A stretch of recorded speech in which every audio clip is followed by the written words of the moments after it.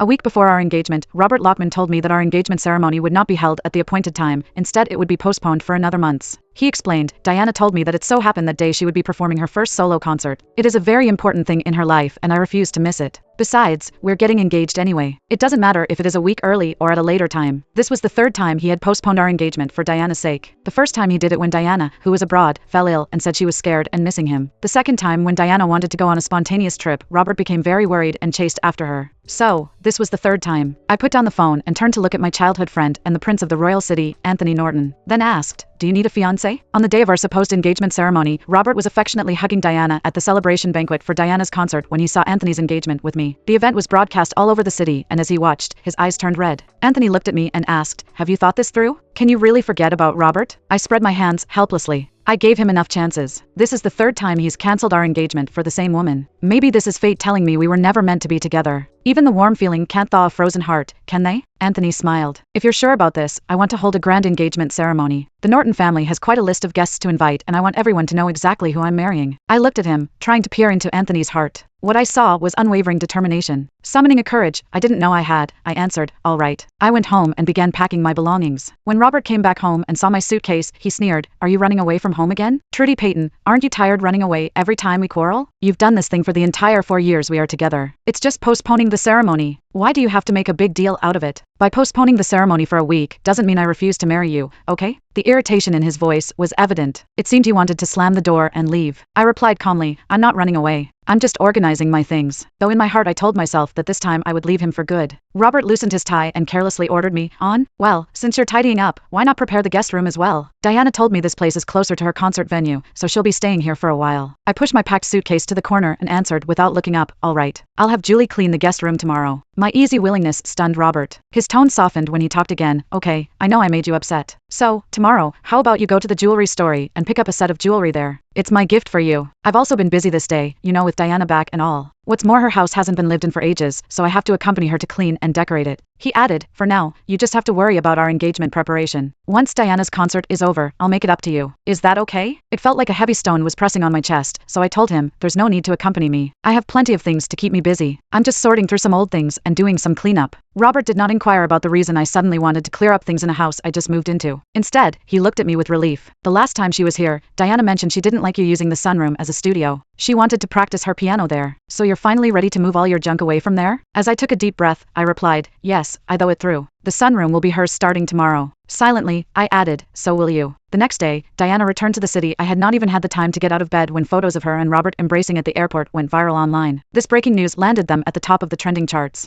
The internet search engines were filled with trending news, all of them titled, Love That Spans Through Childhood and A Perfect Match of Talent and Beauty. They make us believe in love. As I scrolled through the headlines, my phone buzzed. It was Anthony. His calm and steady voice asked, should I have those trending posts removed? I gave him a smile. There is no need. That matter has nothing to do with me anymore. Why do we have to waste our money on irrelevant matters? He chuckled. Fair enough. Let's save our money. How about we try on engagement outfits today? The ones I had flown in yesterday should have arrived. Only yesterday, we had only decided to get engaged, and this morning, the outfits were already here. I was at a loss for words and was touched by his efficiency. In contrast, during my engagement preparations with Robert, I handled everything on my own. All he'd ever contributed were a few impatient remarks. He had never thought about how exhausted I might feel. Yet now, Anthony has shown me how a true fiancé should act. The dress Anthony had brought and shipped in from abroad fit me perfectly. The designer smiled and said, Mr. Norton insisted I come along to ensure the fit. If it needed any adjustments, he wanted them done on the spot. I was under so much pressure, but now that I see you, I understand why he's so anxious. He really loves you. He's also asked me to design your wedding dress. I'll need to take your measurements, and I've brought a few sketches for you to choose from. Which one do you like best? My cheeks flushed red and Anthony stood by and smiled with an enigmatic expression. After an entire day of trying on dresses and jewelry, I returned home utterly exhausted. Just as I sat down, my phone rang. It was Robert. As soon as I picked up the phone, he yelled, "Where are you? Why aren't you here yet? Do you enjoy keeping everyone waiting?" Confused, I asked, "Where am I supposed to be?" Robert sneered, Well, Trudy. Are you playing dumb just now? I had sent you a text. Diana is returning to the country today. I'm going to a welcome banquet for Diana. She insisted you come. Get here now. I've sent you the location. I checked my phone and found there was an unread WhatsApp message from him. It was sent hours ago. Besides sending the location, Diana also sent a voice message. She said, "Trudy, it's been years since we've seen each other. Come and hang out together. Don't tell me you're still bothered by my relationship with Robbie, huh?